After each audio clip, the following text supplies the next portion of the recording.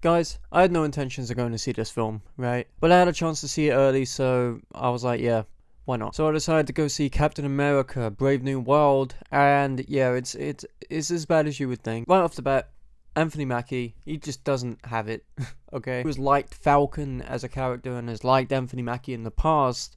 He just doesn't have that leading man charisma. Like, his character is so dead in this film. Like, he's more dead than when he got dusted away. There's nothing behind those eyes, and you can tell because of the direction that he is given. You can tell that there is nothing behind it. And that's not even the worst of its issues. The worst thing I can say about the film itself is its flow. It's so bad. Because it's like we wanna make a sequel to The Incredible Hulk, but we also want to make a sequel to Eternals, and also make a sequel to Falcon and Winter Soldier, which in itself is not a good idea. Considering that they are the worst projects in the MCU, why the fuck are they making sequels to them? Because it makes you do homework, right? It makes you do homework, because if you don't know what happened to Steve Rogers, you're having to watch all of these different shows and movies, which is what the MCU has been doing for years, but this one, man, it just keeps going with it. Let's talk about the elephant in the room. Thunderbolt Ross. I've liked him in previous films. I think William Hurt brought a really great energy to the character, but when he passed away, they were like, okay, we've got to try and do something here. So they hired Harrison Ford, and yeah, he's fine. He does what he can, but with a script as bad as this, it's kind of like, what can he do? You know, what can he add to it? And the whole film is marketed on the fact that Red Hulk is going to be in it.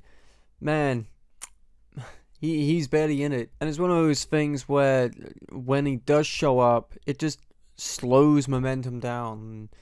It tries to do this big action sequence thing that they've been doing in the third act of every Marvel film. Grey, muddy visuals that lead to nothing. The only good thing about that third act is seeing the White House get destroyed in current year, because there is something very familiar about it. Like, releasing this film in particular in current year, in election year, is kind of an insane thing to do. So seeing a big red man with an American flag on top of the White House, which is destroyed, is quite poetic. It reminds me of that Trump picture, which, yeah.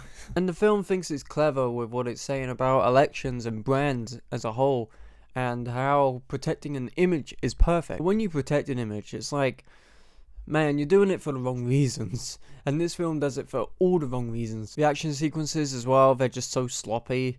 Like, the choreography feels like they do an Echo. Like, they move so slow, it just feels really dead.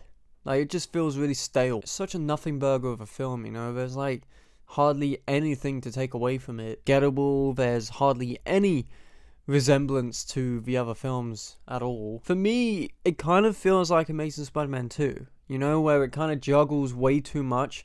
It puts all of its eggs in one basket, and then all of those eggs fall out. You know, there's 3 villains in this one. Yep. It's short as well, I'll give it that. When you got so much political biases and so many different things to talk about, you kind of want more. And that end credit scene, oh my god.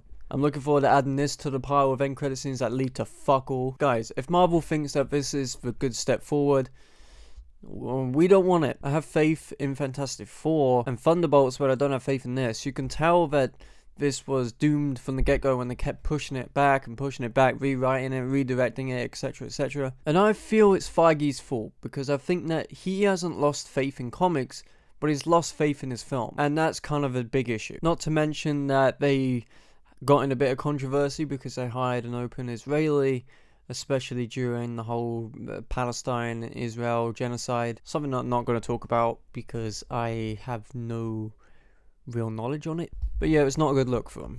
And on top of all the reshoots, yeah, it's kind of doomed to fail. Guys, Captain America: Brave New World, shitty title.